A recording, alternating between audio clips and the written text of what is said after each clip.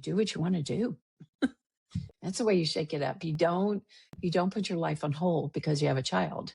You have to move your life and your energy into what brings you alive, because then what happens is that's so great for your baby. Then your baby gets to organize around your energy instead of your whole life organizing around theirs. Welcome to The Way of the Muse, a podcast for women who want to create richness in every area of their lives, from business and career to lifestyle, relationships, family, purpose, and fulfillment. I'm Gigi Sage. And I'm Makena Sage. We're a mother-daughter coaching team, and combined, we've spent over 4 decades helping people create their best and most fully expressed lives. If you're ready to step into your bigger dreams with ease, fun, and flow, you're in the right place. Let's get into the episode. Hi, everyone. Welcome. Hi, Gigi. Hello, McKenna. Good to see you. Yeah, you too. So you are in Nashville. Yeah, I'm in Nashville and With your I have a grandbaby. new grandbaby. He's so cute. He's only 10 days old. Oh, he's so Yeah, cute. I wish I yeah. could snuggle him. Yeah, I get to snuggle him every day. He's awesome. Yeah, super sweet Oh, and quiet. And he had his first photo shoot yesterday and he was awake the whole time and he just posed wow. perfectly the whole time. Yeah, Wow. That was not the case with my daughter. She was falling asleep. She was crying. She was like, "What are we doing?" yeah, we were so shocked because he sleeps all the time, but he just woke up and he was completely awake for an hour doing the photo shoot. Wow. Amazing.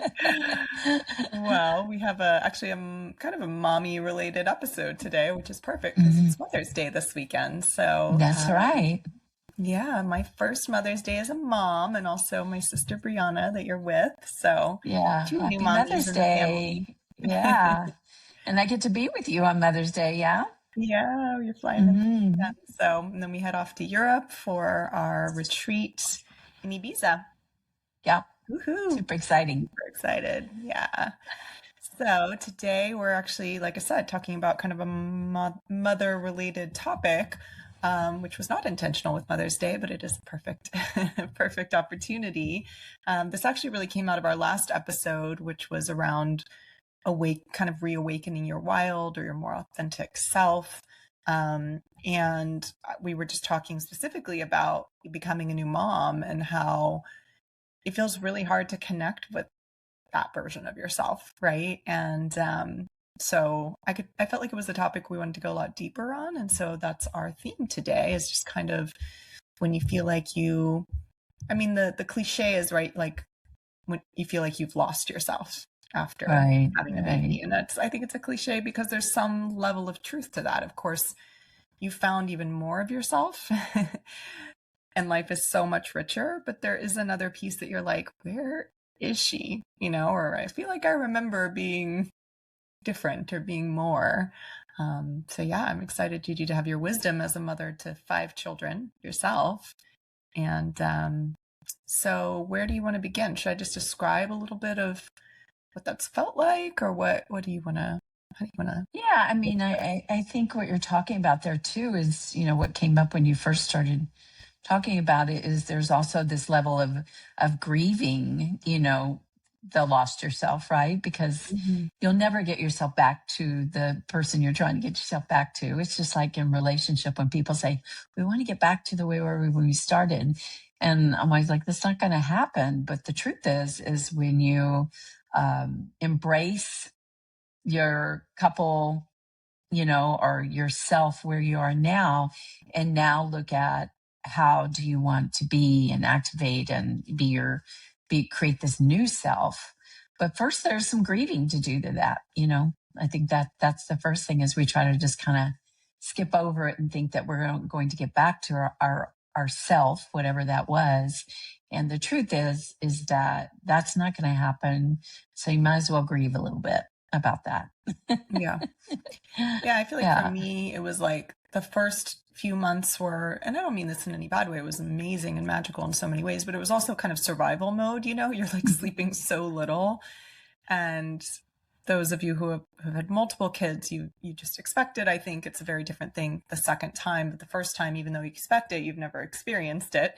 And, you're just not thinking very straight. So I wasn't even computing whether I felt like myself or not. It was just like, okay, get through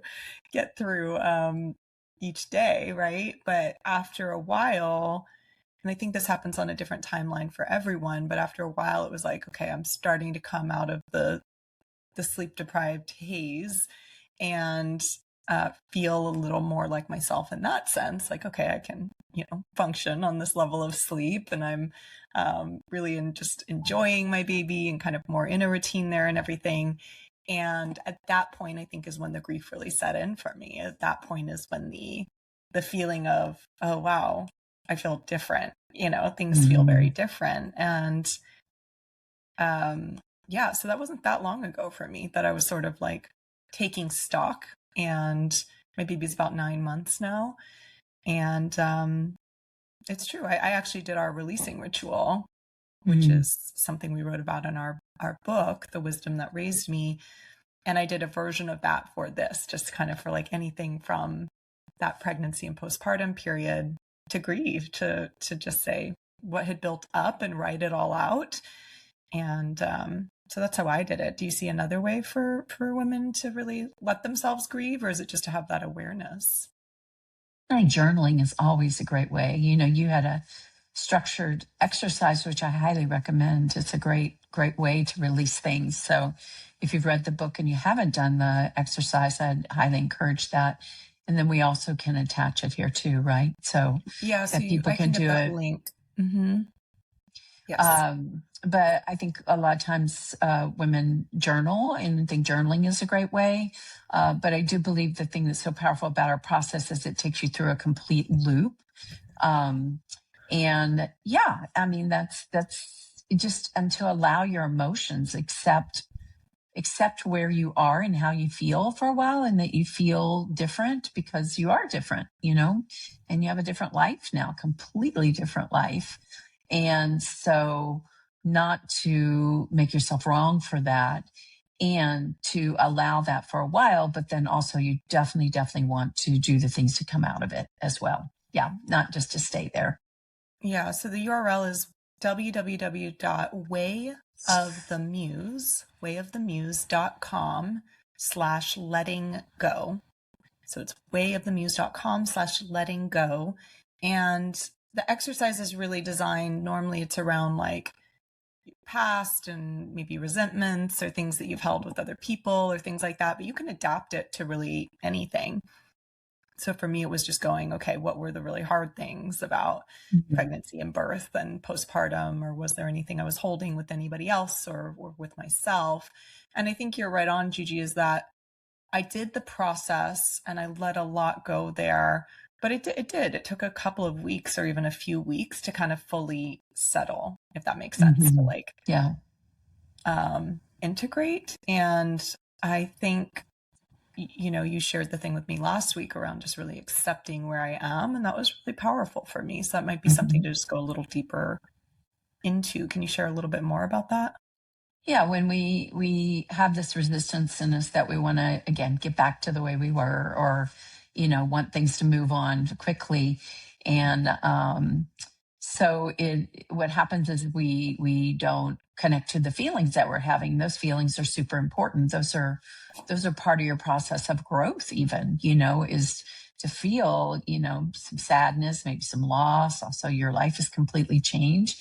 You're responsible now, like really responsible, in a whole new way for a new life. And like you said, and while that is amazing and you're so happy and so pleased, on the other hand, I'm sure there's some sadness. And when you talked about it, I saw the sadness come up. And that's okay. That's just so okay. If you make it yourself wrong, or you think you should be further ahead by now, then what happens is that just makes it stick. Just like trying to get rid of something.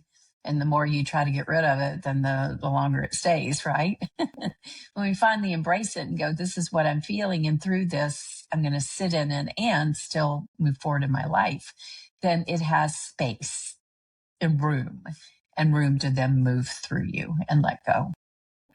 Yeah, and I think there's so much in the culture around like bouncing back and like Yeah. getting back to yourself, and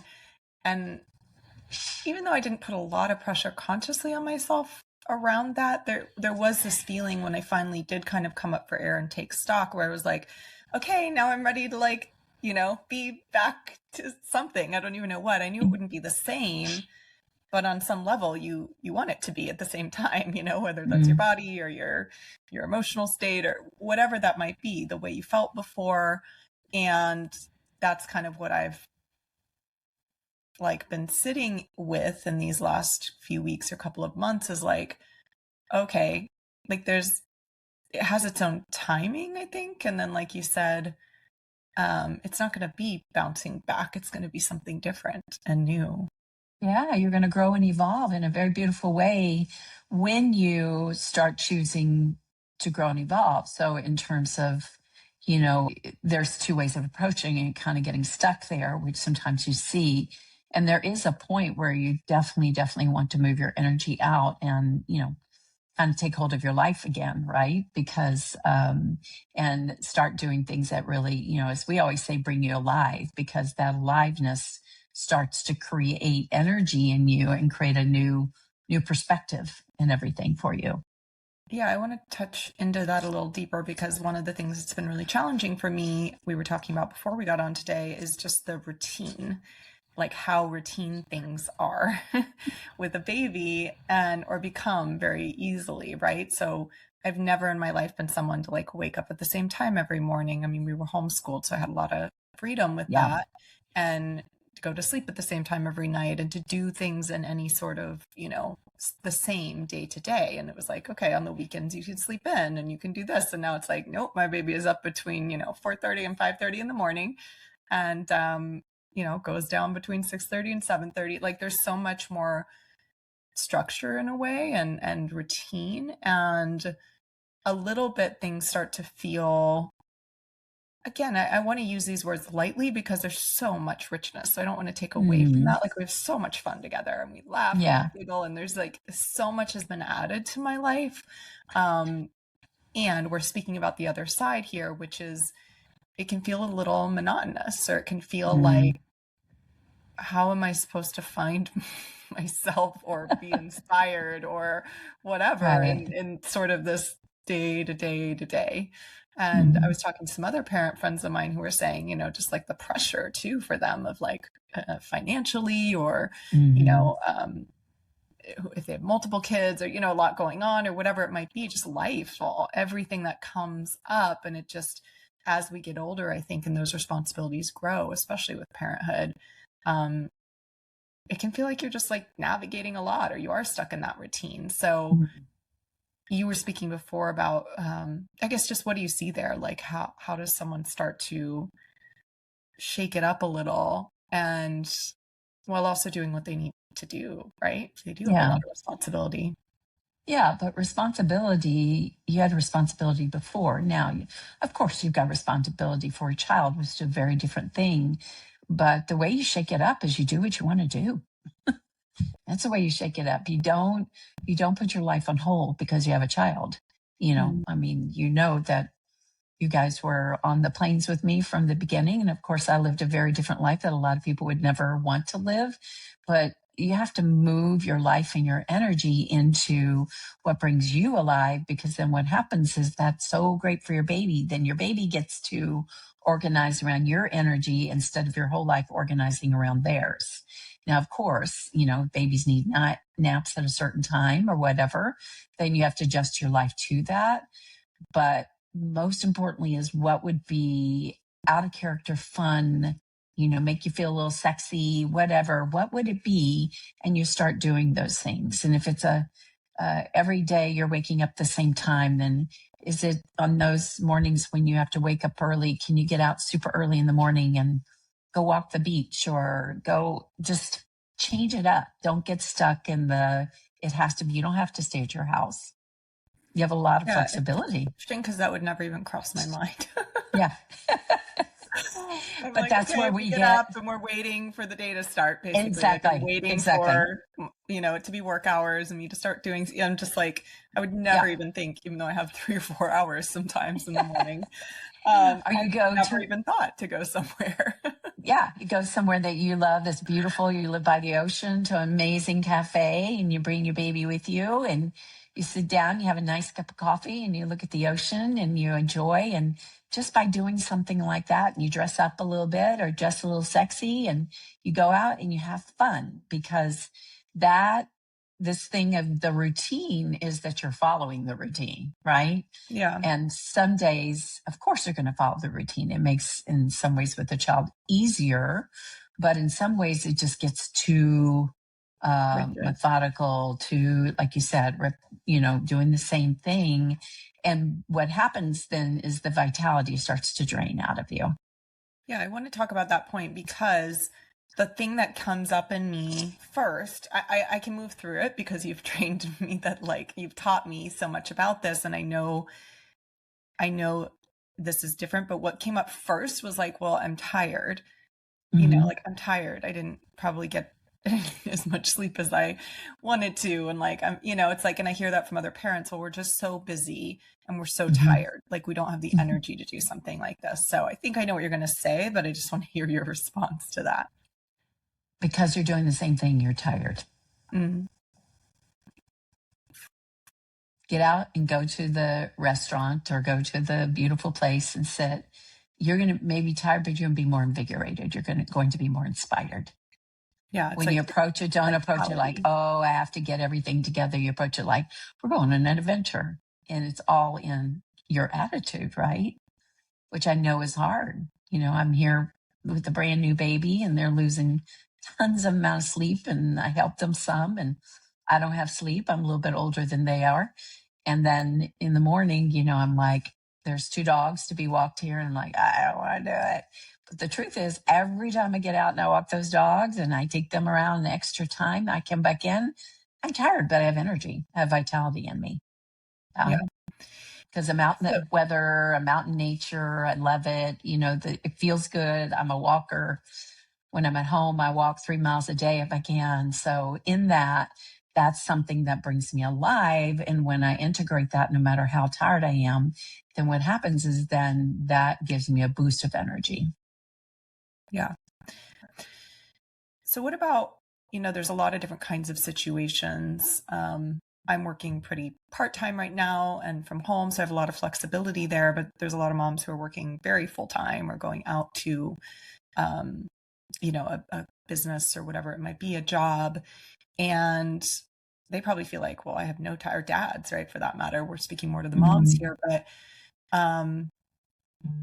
they may not have time to get up and go to a cafe or do something like that, at least not on the weekdays with their baby. Is that just more to focus on the weekends, or is there something else you see there about how they sort of shake things up? And I'm so good at examples, if you give me specific examples, but I have a lot of clients that have, raised their kids and work full time and have babies and, I've watched them through their years. I think, again, it's so important to see what do you need or want? What are you longing for? In that case, if you like have a new baby and you go right back to work and everything, then probably mostly what you need for a little while is just nourishment and nurturing. And so I would say, how can you do things as simple as go home and climb in your bed for an hour with your baby, or, have your partner watch your child and you get in bed and you read a book or something. You've got to see what it is. And then you carve out little bits of time. Maybe it's not an hour, maybe it's 30 minutes, or is it that you go and you sit out on your porch and, you have a glass of wine when you get home and you get some support. It just to carve out times and to support each other as a couple, that you carve out those times and you really make those times sacred. So it's not like, oh, we watch the kid, it's more like, what do we both need here? And we talk about it and we really create this experience for one another and also together to where it feels like we are having an experience, that it's not just the grind all the time. And that comes from how you approach things. Yeah. Yeah. Mm. I thought of a few things as you were talking. One is a mom in this mom's group that I was a part of who talked about that she has this ritual of having her coffee, I think, on their porch in the mornings. And so her husband takes the baby for 10 minutes or 15 minutes or something Yeah. in that window. And she goes out and she sits on the porch and she takes a few minutes, and it's really kind of almost like a spiritual time for her. And I just thought that was so beautiful, the intentionality of that. Like you said, it's not Yeah. just, oh, she's drinking a coffee quickly and, multitasking or something. She's really taking that intentional time. And then the other thing I was thinking about with nurturing is after you and I talked last week, I bought a Kindle, right? I've always been a very much a paper book person. I love the actual feel of a book, but having a baby, it's just like trying to carry a book around and, they want to tear out the pages and everything. I was like, I'm just going to go for a Kindle.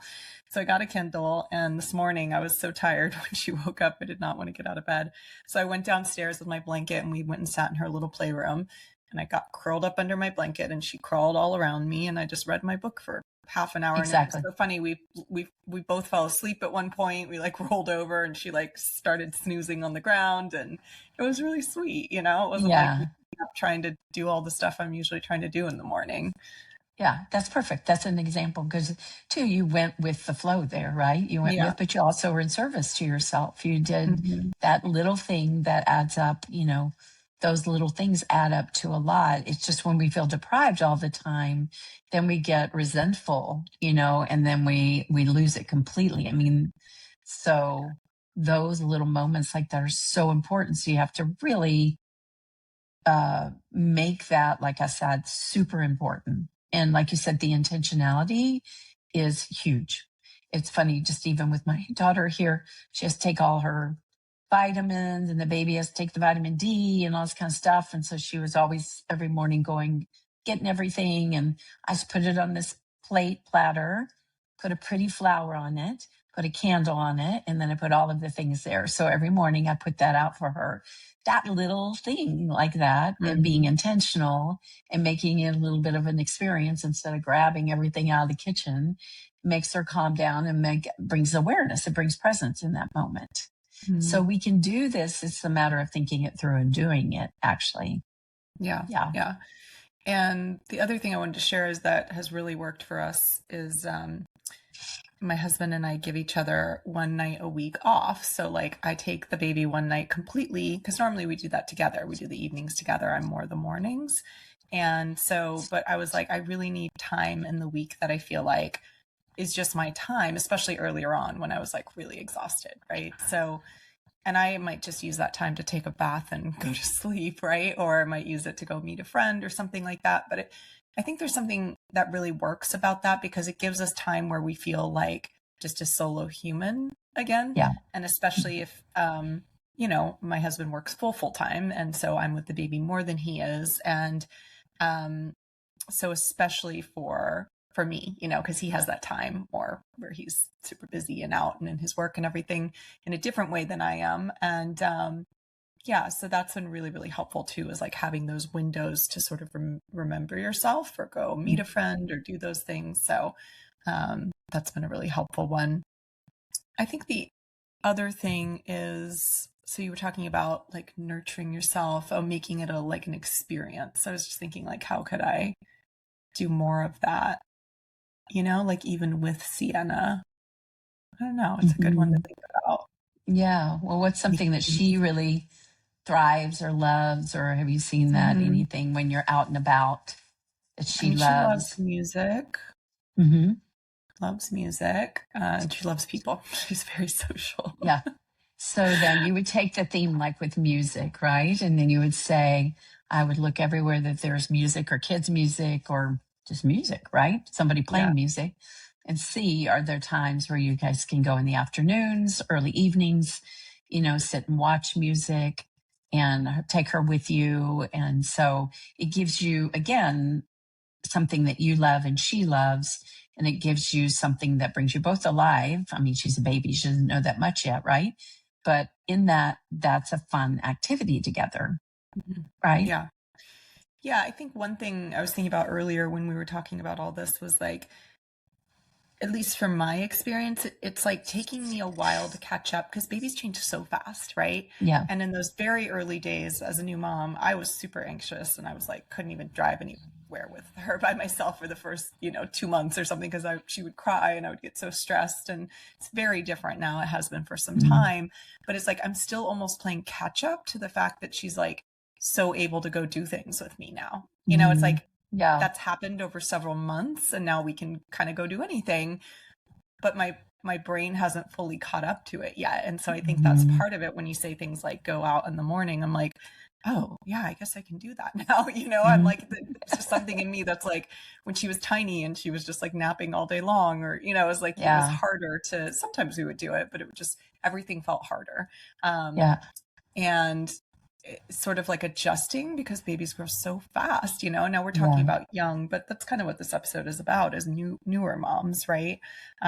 So readjusting to that. So it's just something I wanted to name. And I think some people just do better with that than others. I see like some moms really just take to that so easily and they take their babies everywhere and it's just the way they are. And I don't know if it's just personality type or what it is, but I guess I'll speak for myself. It's not been the natural way. I've had to be much more intentional with that. Yeah. And that's something like you see it's something though that you're longing for, is to do something different because like you said, otherwise it feels too routine. There may be some moms that love just staying at home and doing, having their routines and rituals, and that's what they love. But usually I see, after a time that moms are looking for like you said, where am I in all this?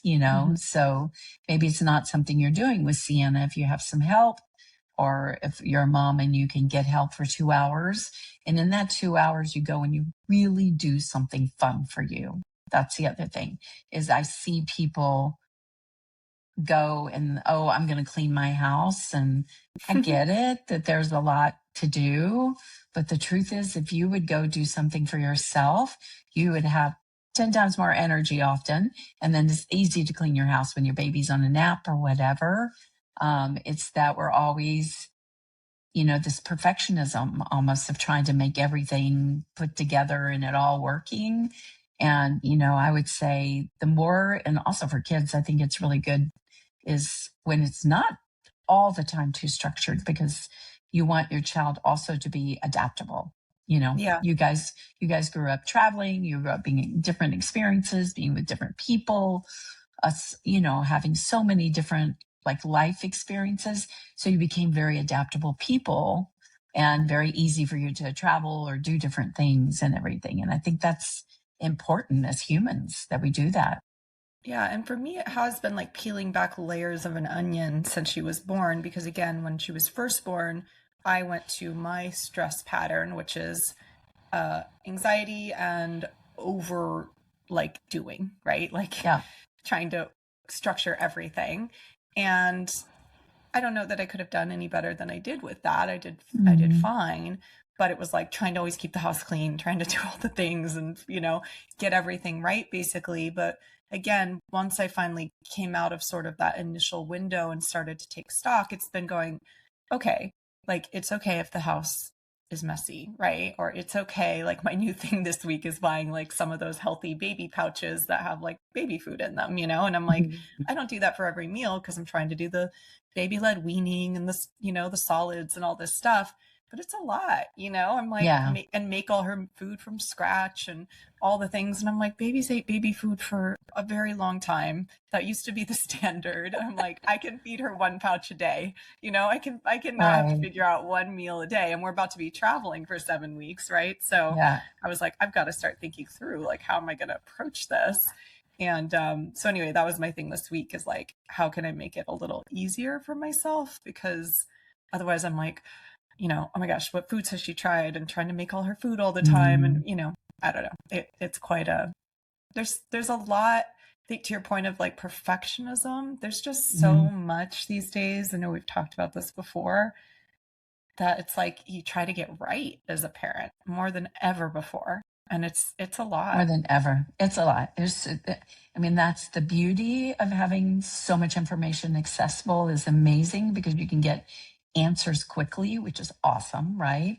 But the other thing is it's detrimental, I see, to a lot of times for new mothers because they're comparing themselves to all these things that are on Instagram and comparing themselves to other mothers. And, my daughter just had a baby. I said, ideally, you would just ignore all of that. I mean, seriously, just ignore it. If you have a major issue, of course, you want to find the right resources or you really need to learn something. But also, she has 3 sisters that have kids. So I said, call your sisters and ask your sisters, right? Yeah. Not everybody has that. And then you have me.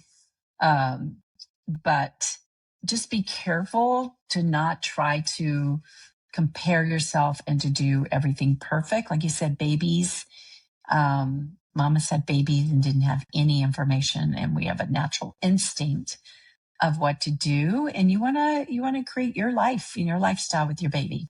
Yeah. Yeah. For me, it's been less of comparison directly. It's been more of like, am I doing it right? Yeah. It's more that's the narrative of like, oh, wait, if you don't, feed them this way, then they won't learn how to eat this way. You know what I mean? And like, we'll mess something up. They'll it'll scar them for life if we don't do it. You know my theory on that. Maybe you should tell me again. You're going to scar them for life. Okay. Oh, yeah. That's true. You're going to screw your kids up. That's all there is to it. One of them will hard. figure out a way that they say that you screwed them up. That's just I know. part of life. All you can do is have good intentions and really, really do what works for you and do your best, but not to pressure yourself around it. Mm-hmm. Yeah. Okay. Well, I feel like we got a little off topic, but I think it was an important off topic because it's just a huge factor. I think it's a huge part of probably just the stress overall as a new mother, especially in this day and age. And that stress just adds to everything. And I think makes it harder to get back to yourself or maybe to evolve into the new version of yourself. So I guess my last kind of question or point that I don't know if we fully went into is sort of like, you had asked me before when we were talking about this episode, like, what was it that I felt disconnected from? Like, what part of myself? And I said, like, the part of me that was really focused and felt really clear and inspired, and just had a lot of direction, knew like kind of how I wanted to be in service in the next chapter. And so that part. So is there anything else in terms of, we talked about kind of like shaking it up and some of those things, but how do you get back to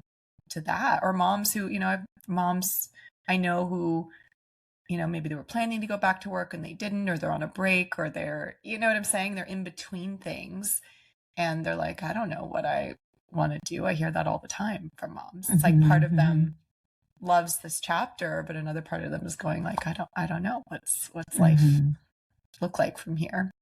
Yeah. Well, I mean, you and I could sit and talk and I could help you with that. How people do that is, again, I'll go back to follow your curiosity and your aliveness. So if you have some kind of interest right now or interest that you love to dance, whatever, is put yourself in those situations, incorporate something in your life that you really used to love. It brought you a lot of excitement and passion, and incorporate that into your life again. And by doing that, what happens is a new part of your brain opens back up again, because, it's an access point to your inspiration. And so when you're in those activities, then often you will see kind of like, oh yeah, like I want this, or, oh yeah, I'd love to do this. And you start to follow those curiosities in the things that you see. And that starts to help you to recreate or to begin to create what's next for you. You'll never get there by sitting and wondering what it is. Yeah. It's only always, remember, I tell people, through something that brings inspiration, aliveness, and through that and through taking actions is where you will find it. Yeah. And I watched this TED Talk a week or two ago. Did you ever watch it? I sent it to you. Yeah, I did. Yeah, it's good. Yeah. I found it so inspiring because the guy was talking about how he can't focus on anything for more than 5 minutes at a time, but he really turned that into his superpower basically. And he just breaks everything down into like 5-minute or less chunks of what he needs to do. And he ended up having this very illustrious career, and also, becoming a Guinness World Record holder, and learning all these different skills. And he would do it while raising a family and, having a very busy career and everything. And he would do it by breaking everything down into like 5-minute or less chunks. And it was so inspiring to me, because I was just like, man, it really just refuted the whole thing of we don't have enough time. Right. He was like, I'll be sitting, I don't know, on the subway, or I'll be traveling, I'll be on the plane, or what have you. And maybe when your baby is really little, you can't always do that. But to the point of like, my baby was crawling around me in the playroom this morning, and I was able to lay there for a few minutes and read a book. It's just really had me thinking about like, what are those things if I wanted to take like one thing at a time? And like, to your point of what brings somebody alive, I guess I just wanted to bring it up as a point around like, I don't have time, or I'm too busy because of the baby, and so on, is like, think about just taking 5 minutes of something at a time. Pick it up for 5 minutes and then put it down again. And then, I mean, that's kind of how it is with a baby. You've got like little chunks of time sometimes, or while they're napping, and you may feel like, oh, well, that's not going to do anything, but I think it adds up, right? Well, we always say that, right? That's a part of that, like that book, The Slight Edge Approach, is if you do something a little bit every day, you do it for 90 days every day, then that's amazing. 90 days. Can you imagine if you're trying to learn a language, let's say, because he talked about that. He was walking, I think it was an hour and a half a day or something, back and forth to work. And he used to listen to music, and then he shifted it to learning, I can't remember what language, but another language. German, yeah. Learned another language. And so he became prolific with German, right? And so that is the way it works. So even if your baby, you're going to do other things during nap, you could say the first 5 to 10 minutes is your focus time on something that you want to create or something you want to do. And if you do that every day, it's going to add up so quickly. People see this so quickly.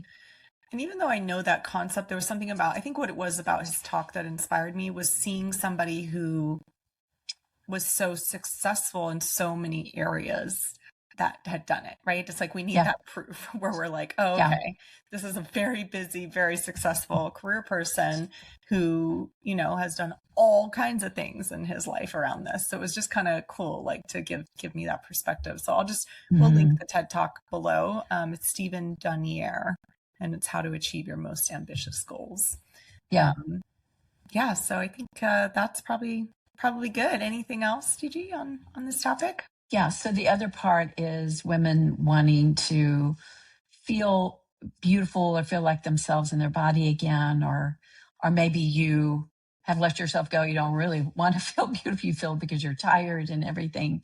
I think that's also an area that's super important, is to get out there and, choose one day a week that you dress up or dress nice, and you go out and have a coffee, or you do something, and to start to care for yourself, because it's so easy to let that go when you have kids. And it's important for your marriage, for your connection, and for you, the way you feel about yourself. And you could take that back to, McKenna, just this thing that you're talking about, 5 minutes a day. I don't know, you put on your makeup, or you do your exercises, push-ups on the sink, or your face mask, or whatever, or something 5 minutes a day that you do some kind of self-care. And because it'll make you start to feel different, and to dress up and take care of yourself, even though you don't have time. Again, you do have time in small increments of time. So you see what's an area that would really, not something that, oh, I need to do this, but something that you love to do. If that's a hot bath for 5 minutes, or that's like you said, a facial mask, or whatever it is, that you start to incorporate that into your life to build yourself back up again. Because we think that, oh, someday everything's going to get to this point where then all the time, all this time's going to open up and everything's, and it's just usually not the way it works. Yeah. You have to make that time. I think for me, that was buying jeans a size up. Because I was like, I'm going to get back into my jeans, and I'm going to, but the truth is, I'm planning on having another baby, and probably, not too far off. And I was like, well, in between, I want to like get really in shape and whatever. And I had some other stuff come up that I haven't been able to work out for a little while. And so I just finally was like, I was resisting. I was like, I'm not going to buy a whole new set of jeans, you know, and like pants in a size up because I'm not going to need them for that long. And then I was like, you know what, McKenna, only having athleisure wear for like years of your life is probably not a sustainable option. It is for a lot of women. I know. But for me, I didn't feel like myself. I'm like, I love athleisure wear, but it's not what I want to wear every single day, you know? Right. And I really just didn't feel like I couldn't wear my cute little outfits and things like that. And I was like, you know what? I'm just going to bite the bullet and I'm going to buy a few pairs of jeans in my size. And I feel great in them. And everybody I wear them, they're like, oh my God, you look like you never even had a baby, which who cares either way, right? But it's like, nobody else can tell that I'm 10 pounds heavier than I used to be. But you know, I'm just like, all right, we're just going to relax around this. And if, you know, changes, it changes. And if it doesn't, maybe it will someday. So that was my version. That's awesome. All right. Well, thank you, Gigi, for sharing your wisdom as always. And you I hope too. this episode supports the new mamas out there on your happy first Mother's Day. I'm so excited because we've got Sunny's mom here for Mother's Day and my mom. And, it'll be 3 generations of us, right? With little Sienna. So super fun. Awesome. All right, everyone. All right, everyone. Happy Mother's Day. One last thing. If you want a nice gift for your mom on Mother's Day, I highly recommend getting our book, The Wisdom That Raised Me. It's a daughter's journey into wholeness, wisdom, and womanhood. And it really is a mother-daughter story in many ways, even though it's also about stepping into something more and really creating more of the life that you want, becoming more the person that you know, the woman that you were meant to be. But it's through a story and it is mother-daughter. And so a lot of moms and daughters have been reading it together. So we'll link that below in the show notes as well. Okay. All right. See you all next time. Thank you. Bye. See you next time. That's our episode for today, but let's not make it the end of our love story. Be sure to subscribe to the podcast and think of some women in your life you'd love to share it with. And if you want to learn more about our events and programs, visit wayofthemuse.com. See you next time.